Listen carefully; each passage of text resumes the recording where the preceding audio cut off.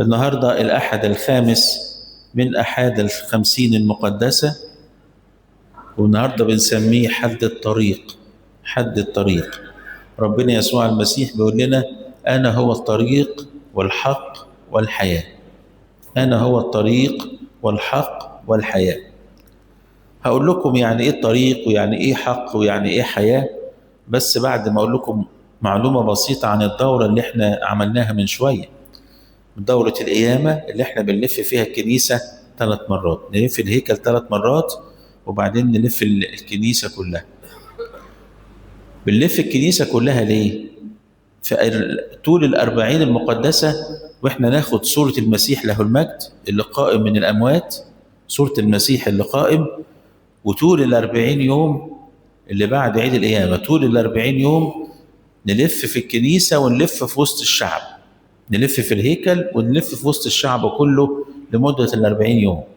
اشمعنى 40 يوم دول؟ لأن المسيح له المجد بعد لما قام من الموت ما صعدش، بعد لما قام من الموت فضل قاعد في وسط تلاميذه لمدة 40 يوم. ويقول لك كده وكان معهم 40 يوما، 40 يوما يحدثهم عن الأمور المختصة في ملكوت السماوات. فالمسيح قعد في وسط شعبه، قعد في وسط تلاميذه بعد القيامة لمدة 40 يوم. عشان كده بنجيب المسيح ونخليه في وسط الناس لمدة 40 يوم لحد يوم الخميس اللي جاي. يوم الخميس اللي جاي ده هو عيد الصعود. برضو نعمل الدورة في الكنيسة كلها، لأن يوم الخميس كان المسيح موجود مع الناس وجمع الناس وجمع الشعب وجمع التلاميذ وطلع بيهم على جبل الزيتون. وهو على جبل الزيتون راح فين بقى؟ صعد للسماء، صعد للسماء. من يوم الجمعة اللي جاية اللي هو بعد عيد الصعود اللي يحضر فينا القداس بقى يوم الجمعة اللي جاية نعيشنا، تلاقوا الشمامسة يعملوا الدورة بس في الهيكل بس، في الهيكل بس، ما ينزلوش في وسط الشعب بقى، في الهيكل بس. طب ليه؟ أصل المسيح دلوقتي ما بقاش في وسط الشعب، بقى فين؟ بقى في السماء. وفين الحتة اللي ترمز للسماء في الكنيسة؟ الهيكل. يقول لك إذا ما وقفنا في هيكلك المقدس نحسب كالقيام في في السماء. عشان كده في ال10 أيام اللي بين العيد الصعود وبين عيد العنصرة الكهنة والشمامسة يعملوا دورة القيامة، يعملوها في الهيكل بس، ما ينزلوش في وسط الشعب، لأن خلاص المسيح بقى في السماء. لحد لما يجي يوم عيد العنصرة تاني بقى، عيد يوم ال50، عيد حلول الروح القدس، ونبتدي نعمل الدورة في وسط الشعب كله تاني، بس نعملها بدري، نعملها بقى في باكر. اللي يحضر مننا صلاة باكر نعمل الدورة في باكر، مش متأخرة، مش بعد الإبراكسيس، نعملها في باكر ونعملها في وسط الشعب. تقول لي ليه؟ هو المسيح نزل تاني ولا ايه في وسط الشعب؟ لا، وده بقى عيد حلول الروح القدس، فالمسيح حل فينا بس بشكل تاني بالروح القدس. لما الروح القدس حل على على الشعب كله. فنرجع نعملها بقى يوم ال50، نعملها في وسط الشعب كله رمزا لحلول الله تاني بس بشكل الروح القدس على الشعب كله. دي معلومة بسيطة بس حبيت أقولها لكم. نرجع تاني بقى لموضوع النهاردة. المسيح بيقول لنا النهاردة أنا هو الطريق والحق والحياة. لو رجعنا ال5 أحد اللي فاتوا، احنا قلنا علشان نوصل السماء، عشان نوصل لعيد الصعود ونوصل للسماء محتاجين 5 حاجات ناخدهم معانا: الإيمان، وده كان في حد توما، والخبز، خبز الحياة نتناول كتير، والمية اللي هي الروح القدس، إن الروح القدس يعمل فينا، وإن النور، المسيح نور العالم ينور لنا في حياتنا. والنهاردة المسيح يقول لنا أنا هو الطريق للسماء، أنا هو الطريق والحق والحياة، أنا هو الطريق والحق والحياة. يعني إيه المسيح يقول أنا هو الطريق والحق والحياة؟ أقول لك يعني إيه. لو فهمت عكس كل واحدة، لو فهمت عكس كل واحدة من دول تعرف يعني إيه المسيح الطريق والحق والحياة. يعني إيه عكس الطريق؟ إيه عكس الطريق؟ توهان، تبقى تايه. يعني انت لو عارف الطريق هتوصل للمكان، ما تعرفش الطريق تبقى ايه؟ تبقى تايه. يبقى عكس الطريق التوهان. وعكس الحق الباطل، عكس الحق الباطل. في حاجة حقيقية وفي حاجة كذابة باطل، فعكس الحق الباطل. وعكس الحياة الموت، عكس الحياة الموت. فلما المسيح يقول أنا هو الطريق والحق والحياة، يعني من غيري تعيش في توهان وتعيش في باطل وتبقى ميت.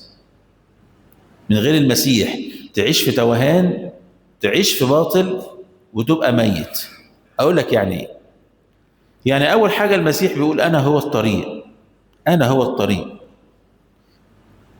المسيح مش بيرشدنا للطريق، لا، هو الطريق. أنا ممكن أروح لأب اعترافي علشان يرشدني للطريق، أروح لخادم حلو عشان الخادم يوريني الطريق، لكن المسيح مش بيوريني الطريق. المسيح هو نفسه الإيه؟ هو نفسه الطريق.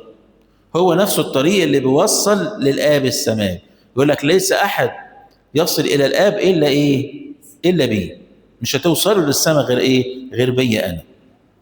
هقول لك يعني إيه كده بشكل مبسط، يعني مثال كده على استحياء. يعني مرة زمان وإحنا شباب كده صغيرين رحنا دير سانت كاترين، زرنا المناطق بتاعت سينا كده ودير سانت كاترين، وبعدين المفروض إن إحنا نطلع الجبل، نطلع جبل سانت كاترين ده فوق، والجبل ده كله مدقات وتوهان، واللي ما يعرفش الطريق يتوه في الجبل يعني. فوصلنا وكنا تقريبا هنبتدي نطلع الجبل الساعة 8 بالليل عشان نوصل الصبحية نشوف شروق الشمس الصبح هناك.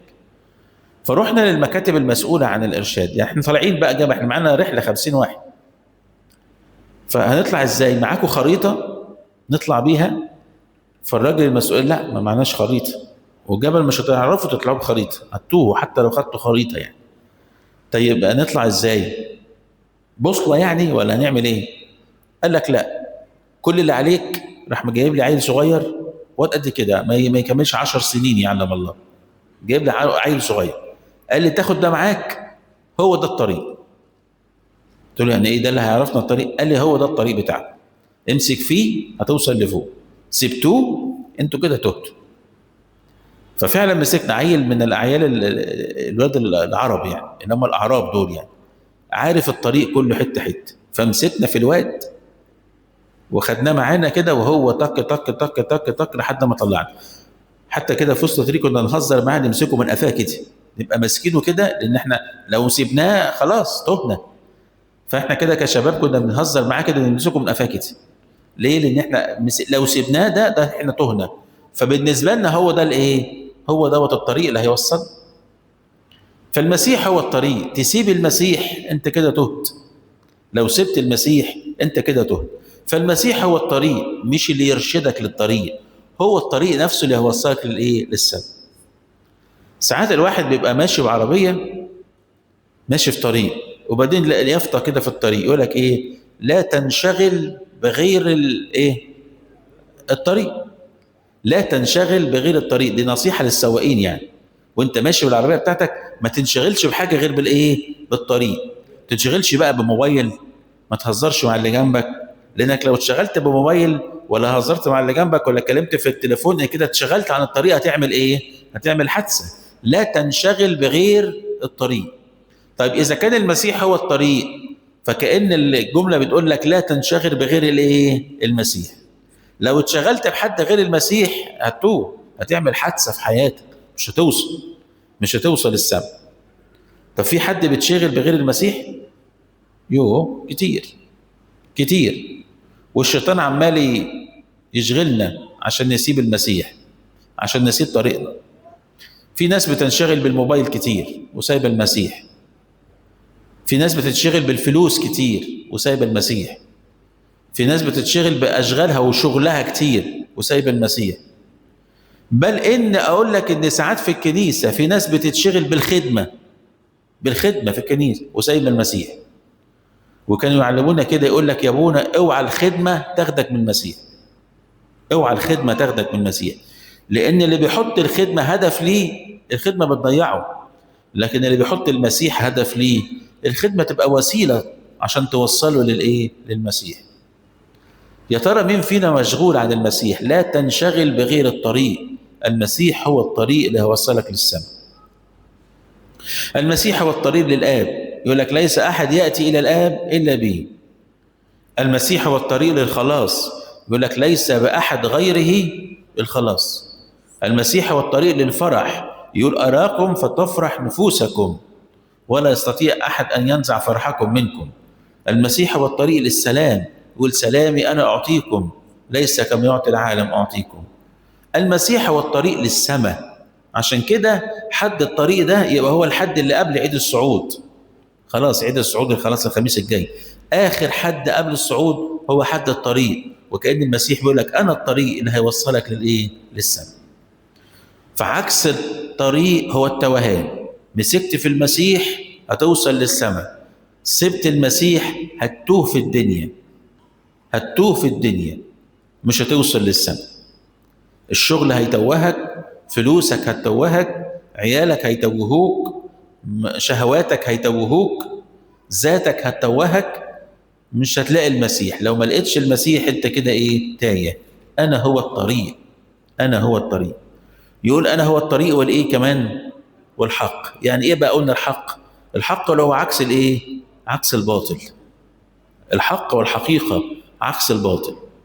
برضو ياما ناس ساعات بتمشي في حاجات وتكتشف في الاخر انها باطلة، تكتشف في الاخر انها باطل، بنمسك فيها وفي الاخر طلعت كذبة، طلعت كذبة. زي ما بيعملوا مثلا اعلان كده في التلفزيون ولا في النت، اعلان هتكسب ايه وتعمل ايه وخش معانا واعمل، والواحد يروح ويعمل ويدور ويبحث ويعمل، وفي الاخر يكتشف انها ايه؟ ضحك على باطل، يعني كذبة في الاخر، كذبة.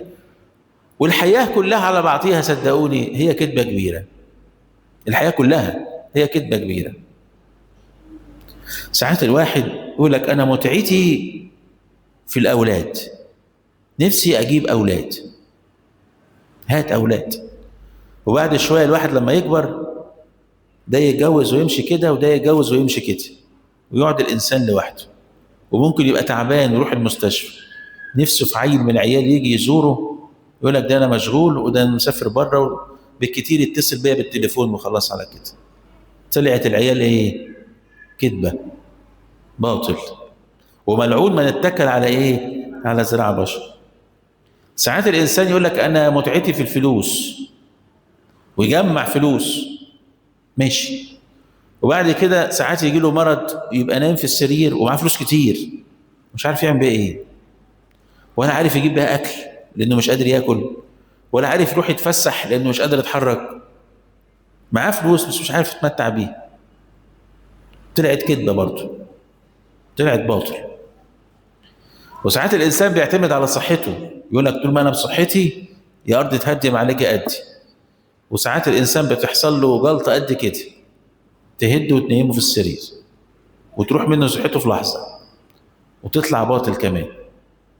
ساعات الإنسان يقول لك أنا متعتي مثلا في الشهوة والستات، ويمشي من دي لدي لدي لدي، ويقول لك عايز استمتع، ولما يروح لواحدة ممكن يستمتع معاها 10 دقايق، دي المتعة بتاعتك، وبعد ال10 دقايق يقعد في نكد وهم وتعب ومرار وندم، يقول أنا إيه القذارة اللي بعملها دي. واحد بقى زي سليمان الحكيم جرب كل حاجة، جرب الستات والعيال والفلوس والشهوة وكله، يقول لك كل ما اشتهته عيناي لم أمسكه عنها، كل حاجة عيني اشتهتها جبتها وجربت كل حاجة.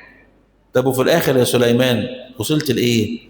قال لك باطل الأباطيل، الكل باطل ولا منفعة تحت الشمس، كله طلع باطل. أمال إيه اللي طلع حقيقة بقى؟ الحقيقة الوحيدة إن أنا هموت هقف قدام المسيح، فالمسيح هو الحقيقة الوحيدة، أنا هو الحق، وما عدا المسيح كله بعد كده إيه؟ باطل. امسك شمال امسك يمين كله هيطلع باطل في الآخر. تمسك في المسيح هتاخد السماء والأرض. أنا هو الطريق والحق وإيه كمان بقى؟ والحياة. أنا هو الحياة. من غير المسيح تبقى ميت، من غير المسيح تبقى ميت. وميت هنا أقصد بها ميت روحيا، ميت روحيا. يعني إيه؟ يعني لما ربنا قال لآدم يا آدم يوم تأكل من الشجرة موتا تموت، يوم ما هتاكل من الشجرة هتموت. طب آدم كل من الشجرة مات؟ مات آدم؟ ما ماتش، ما ماتش، ده ربنا طرده وطلع بره الفردوس وعاش بعد كده 930 سنة. مات آدم؟ أيوة مات.